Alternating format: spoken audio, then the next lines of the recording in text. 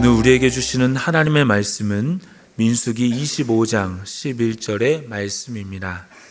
제사장 아론의 손자 엘르아살의 아들 비느하스가 내 질투심으로 질투하여 이스라엘 자손 중에서 내 노를 돌이켜서 내 질투심으로 그들을 소멸하지 않게 하였도다. 아멘.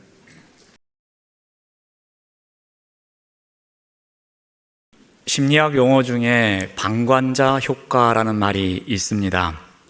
주위에 사람이 많을수록 어려움에 처한 사람을 돕지 않게 되는 현상을 말합니다. 나 말고 누군가 하겠지, 나까지 나설 필요가 있을까라는 생각이 책임감을 분산시키기 때문입니다.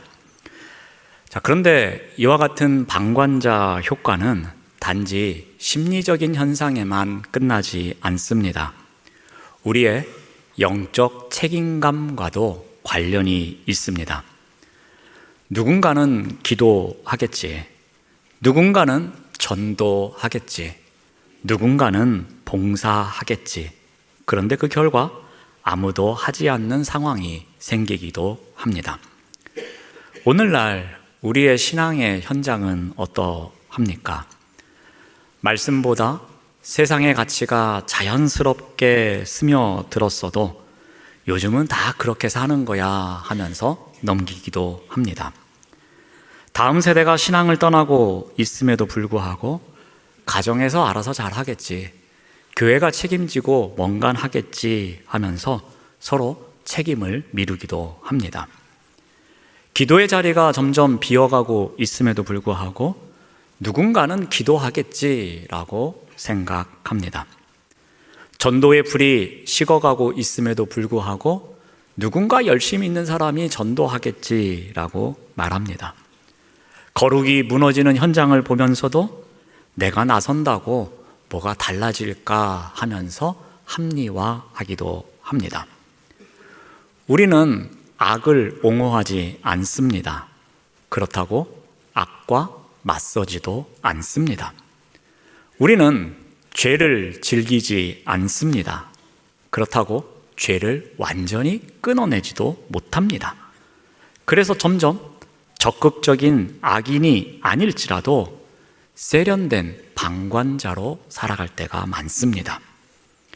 공동체가 흔들리고 하나님의 거룩함이 훼손되는 현장을 보면서도 우리는 영적 책임감과 거리가 먼 삶을 살아갈 때도 많습니다. 매우 세련된 방관자로 살아가고 있습니다. 오늘 본문에 나오는 비느하스는 이스라엘 공동체가 죄에 물들어 24,000여 명이 죽어가던 처참한 현장 앞에 서 있었습니다. 그는 어떻게 합니까? 방관하지 않습니다. 어떠한 변명도 늘어놓지 않습니다. 모두가 회막문 앞에서 울고만 있을 때 그 눈물을 닦고 자리에서 일어납니다. 그리고 죄의 심장을 겨냥해서 창을 듭니다. 비느하스가 창을 든 것은 단순한 분노의 표현이 아니었습니다. 그것은 하나님의 명예가 곧 나의 명예라는 강력한 영적 책임감에서 나온 것이었습니다. 여기에서 우리는 비느하스의 열정을 배울 수 있습니다. 그의 열정은 절대로 감정적인 폭발이 아니었습니다. 하나님의 마음에 대한 동참이었습니다. 하나님이 아파하시는 지점에서 함께 아파하고 하나님이 진노하시는 자리에서 함께 일어나는 열정을 갖고 있었습니다. 오늘 말씀을 통해서 비느하스의 열정을 배워보고자 합니다. 그리고 우리 안에 잠들어 있는 영적 책임감의 의미를 함께 묵상해 보고자 합니다. 먼저 비느하스의 열정은 이 하나님의 감정과 동기화된 열정입니다. 우리 11절 말씀을 다시 봅니다. 제사장 아론의 손자 엘르아살의 아들 비느하스가 내 질투심으로 질투하였다라고 기록합니다. 여기에 질투로 번역된 단어는 원래 얼굴이 붉어지다라는 뜻을 갖고 있습니다. 사랑하는 대상이 다른 곳으로 마음을 돌이킵니다. 이때 타오르는 강력한 뜨거운 마음이 있습니다. 그래서 얼굴이 붉어지는 것입니다. 질투는 단순한 시기심이 아닙니다. 사랑하는 대상을 향해 타오르는 열심을 갖고 있는 것입니다. 비느하스가 하나님의 질투심으로 질투하였다는 것, 이것은 무엇을 의미하겠습니까? 이것은 비느하스가 단순히 화가 난 것을 이야기하지 않습니다. 이스라엘이 바알브올과 음행하고 있을 때에 질투하시는 하나님의 마음이 비느하스에게 그대로 전달된 것입니다. 그래서 비느하스가 얼굴을 붉히고 있는 것입니다. 바로 여기에 비느하스의 열정의 출발점이 담겨 있습니다. 비느하스의 열정은 하나님의 마음이 그의 심장에 전이 되는 곳으로부터 시작되었습니다. 하나님이 아파하시는 그 지점에서 그의 마음이 답답해지고 그의 가슴이 뛰었고 그의 얼굴이 붉어졌던 것입니다. 그것이 바로 비느하스가 가졌던 열정의 뿌리였습니다. 당시 상황이 어떠했습니까? 이스라엘이 모압의 신들에게 절하고 그 재물을 먹으면서 영적으로 육적으로 완전히 오염된 상태였습니다. 25장 3절 말씀을 봅니다. 이스라엘이 바알브올에게 가담한지라. 그래서 여호와께서 이스라엘에게 진노하셨다라고 성경은 기록합니다. 비느하스는 여호와께서 왜 진노하시는지 그 이유를 정확하게 꿰뚫어 보았습니다. 그는 이스라엘의 정체성인 거룩이 무너지는 것을 보았습니다. 그리고 참을 수 없었습니다. 하나님의 백성이 우상의 노예가 되는 현장을 향해서 분연히 일어난 것입니다. 하나님의 마음이 고스란히 비느하스에게 전해졌기 때문입니다.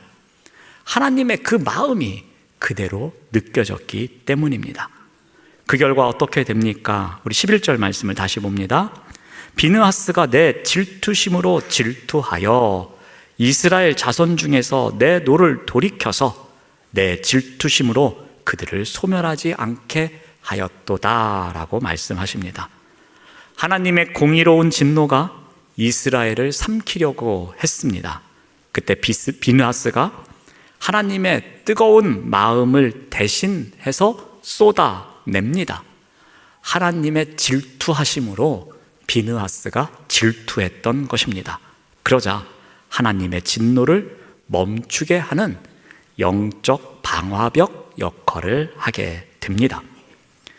비느하스의 감정이 어떻게 된 것입니까? 하나님과 완전히 일치했기 때문에 가능한 일이었습니다. 하나님께서 진노하실 때 같이 진노하고 하나님께서 슬퍼하실 때 같이 슬퍼했던 이 영적 공감력이 한 시대를 멸망에서 건져내는 열정이 되었던 것입니다. 진짜 열정은 내 감정을 쏟아내는 데에서 멈추지 않습니다. 하나님의 감정을 내 심장에 이식하는 것, 이것이 진짜 열정입니다. 바로 비느하스가 그러했습니다. 비느하스는 하나님의 눈으로 세상을 바라볼 줄 알았습니다. 그리고 하나님의 심장으로 세상을 느낄 줄 알았던 것입니다. 즉, 감정에 거룩한 전이가 있었기에 비느하스가 열정을 갖고 살아갈 수 있었던 것입니다. 오늘날 가장 큰 신앙의 위기는 하나님의 명예가 훼손을 당하더라도 아무런 감정이 없는 영적 불감증에 있습니다. 죄를 보고도 침묵하고 거룩이 무너져도 가슴이 뛰지 않는 상태, 그 무감각이 우리로 하여금 이 시대에서 점점 병들어가게 만듭니다. 비느하스의 열정은 마비된 우리의 가슴에 하나님의 불타는 심박수를 이식하는 도전이 됩니다. 하나님이 소중히 여기시는 것이 짓밟히고 있을 때에 같이 아파하는 마음, 하나님께서 사랑하시는 백성들이 병들어갈 때에 견딜 수 없는 아픔을 갖는 것, 이것이 우리의 열정을 갖게 하는 것입니다. 그러므로 사랑하는 여러분, 우리가 무엇 때문에 얼굴이 붉혀지는지를 돌아보시기 바랍니다. 무엇이 우리의 가슴을 뛰게 하는지 한번 돌아보시길 바랍니다. 하나님의 명예를 위해 울고 있는지, 하나님의 명예를 위해서 웃고 있는지, 그와 같이 살았던 비느하스의 동기화된 열정이 우리의 열정이 되기를 바랍니다. 두 번째로 이 비느하스의 열정은 이 방관을 깨트리는 행동의 열정이었습니다. 자, 이스라엘 온 회중이 자신들의 범죄로 인해서 연병이 듭니다. 그리고 회막문 앞에서 울면서 회개하고 있습니다. 그런데 이때에 한 사건이 발생합니다. 시므온 지파의 지도자 가운데 한 사람이었던 시므리라는 사람이 있었습니다. 이 사람이 미디안 여인 고스비를 데리고 모든 백성들이 보는 앞에서 자기 장막으로 들어갑니다. 이 사건은 단순한 개인의 음행으로 끝나지 않았습니다. 공동체가 지금 통곡하고 있습니다. 재앙 속에 머물러 있습니다.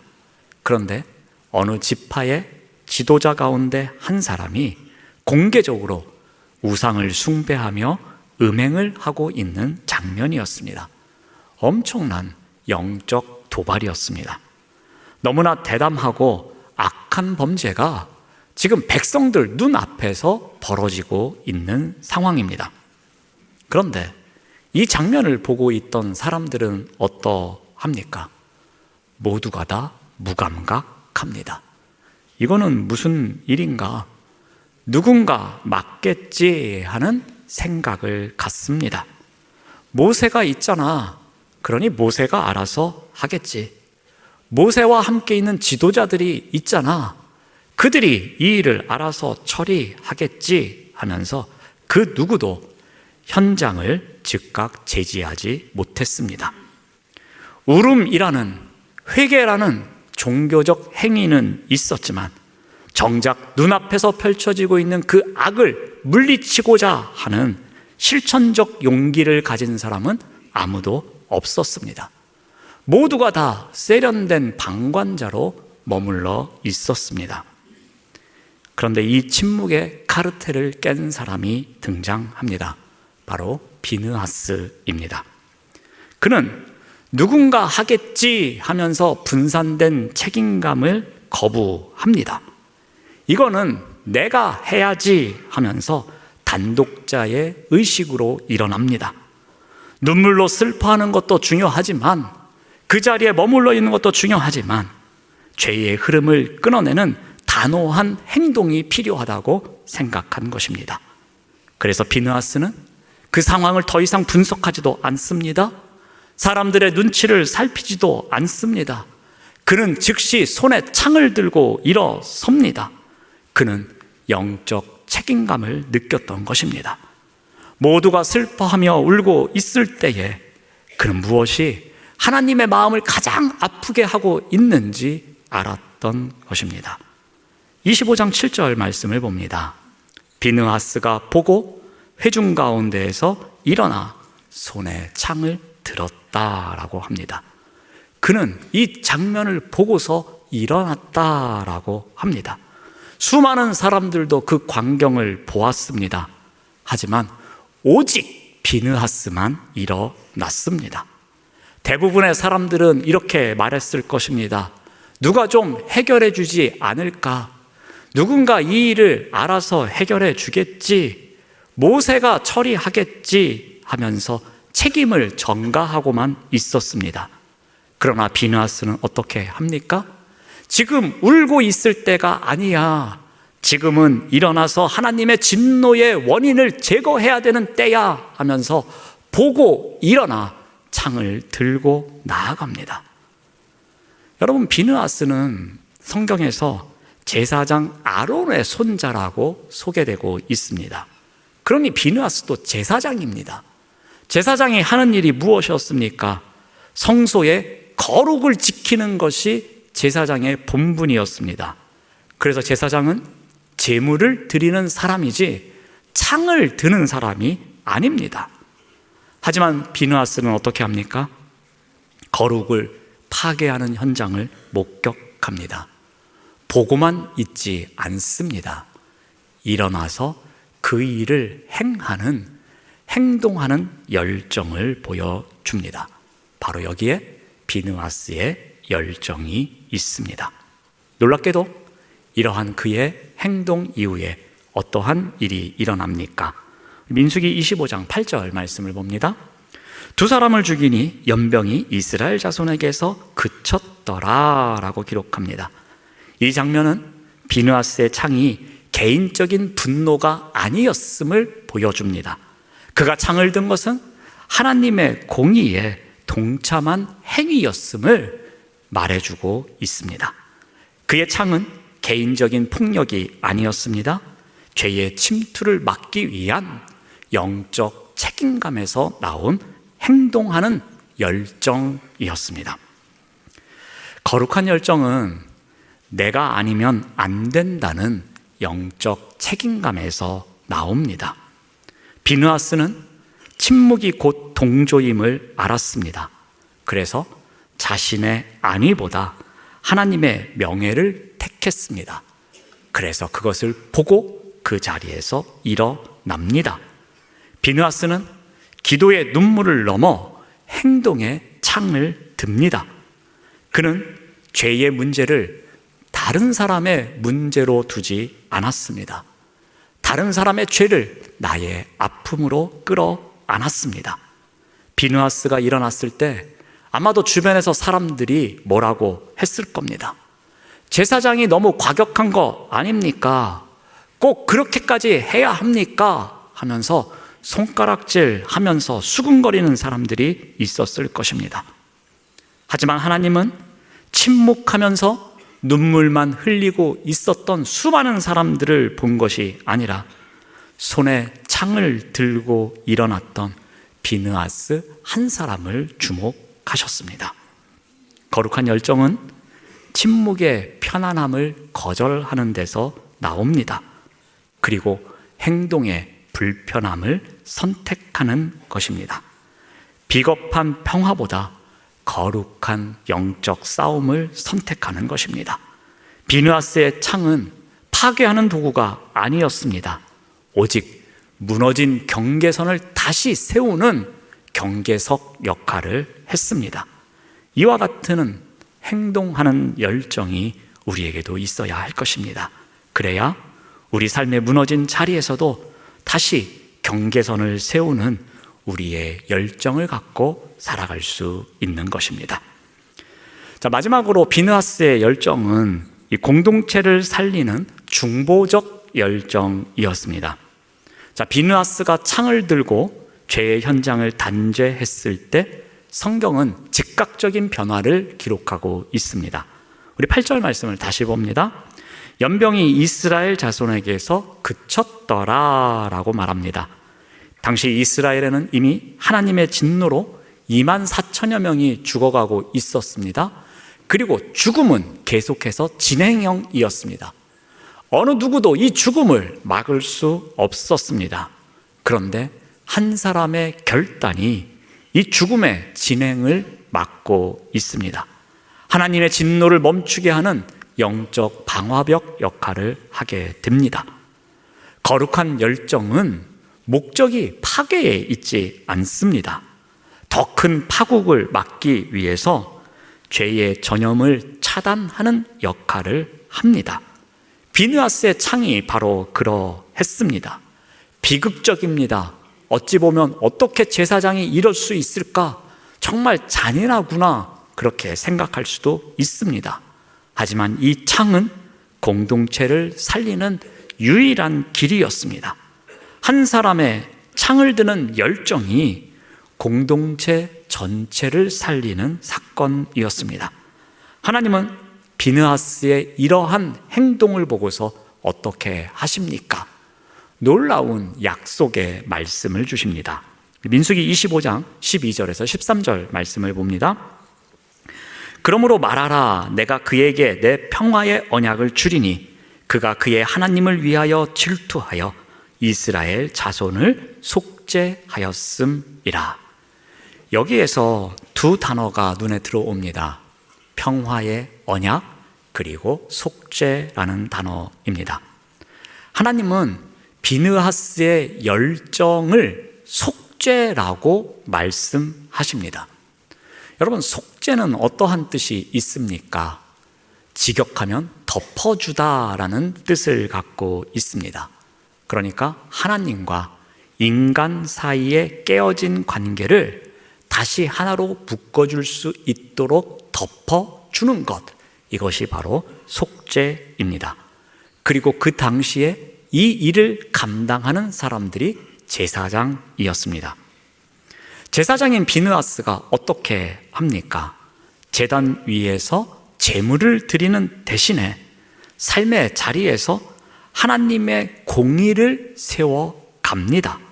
어찌 보면 하나님과 백성 사이에서 중보적 역할을 하고 있습니다.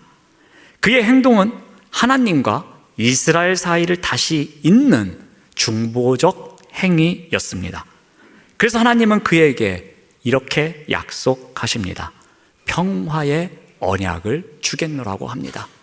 그의 중보적 역할을 통해서 다시 하나님께서 그 공동체에 샬롬의 복을 주시겠노라고 약속하시는 장면입니다. 이것이 바로 비느하스의 중보적 열정입니다. 그의 중보적 열정은 자신의 이름을 드러내는 힘이었습니까? 그렇지 않습니다. 하나님의 나라와 공동체를 위한 헌신이었습니다. 그의 중보적 열정은 단지 타인을 위한 기도에만 머문 것이 아니었습니다. 이 수준을 넘어서 내가 무너지면 공동체가 무너진다, 내가 깨어 있어야 공동체가 산다라는 거룩한 연대의식을 갖고 있었던 것입니다. 비느하스는 자신이 제사장 가문의 일원으로서 하나님과 백성 사이에 끊어진 다리를 다시 잇기 위해서 중보적 열정을 갖고 있었던 것입니다.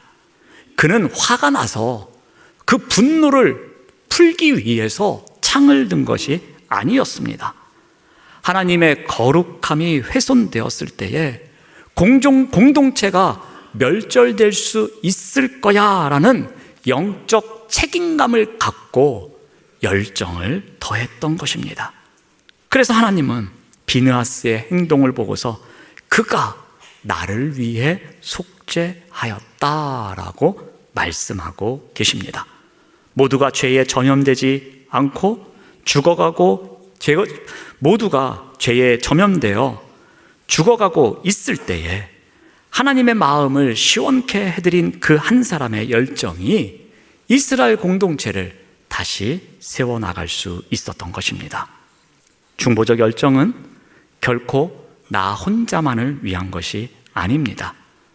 내가 바로 서 있음으로써 내 주변이 살고 내가 결단함으로써 우리 공동체가 살아나는 것, 이것이 바로 비느하스가 보여준 중보적 열정이었습니다. 이러한 중보적 열정이 우리에게도 있기를 바랍니다. 사랑하는 여러분, 우리의 영적 온도계는 어떠합니까? 누군가 하겠지라는 미지근한 방관 속에 혹시 나도 모르게 영적인 병이 번져가고 있지는 않습니까?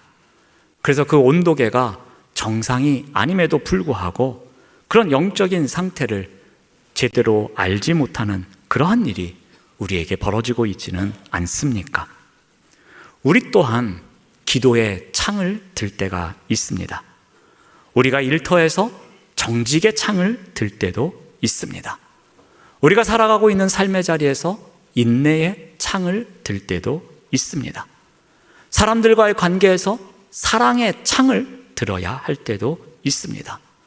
이런 다양한 창, 우리가 들고 있는 그 창이 바로 이 시대를 살리는 비느하스의 창이 된다는 사실을 꼭 기억하시길 바랍니다. 우리가 바로 서 있으면 우리 뒤에 있는 수많은 사람들의 영혼이 살아날 것입니다. 그것이 하나님께서 우리에게 약속하신 평화의 언약이 성취되는 것입니다.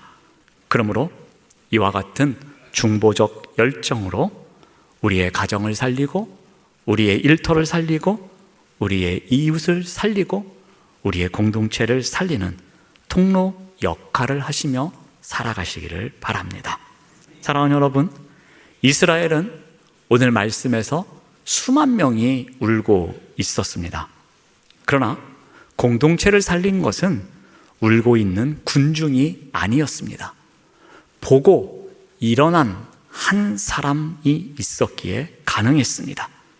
비느하스가 특별하게 능력이 있어서 이 일을 했던 것도 아닙니다. 단지 그는 이러한 생각을 했기에 가능했던 것입니다. 누군가가 아니라 지금은 내가 해야 할 때이다 라는 생각이 그 공동체를 살렸던 것입니다. 그 한 생각이 하나님의 진노를 멈추었고 연병을 멈추었고 공동체의 역사를 바꾼 것이었습니다. 하나님께서는 이 시간 우리에게도 똑같은 질문을 하십니다. 누가 이 가정을 지킬 것인가? 누가 이 교회의 거룩함을 붙잡을 것인가?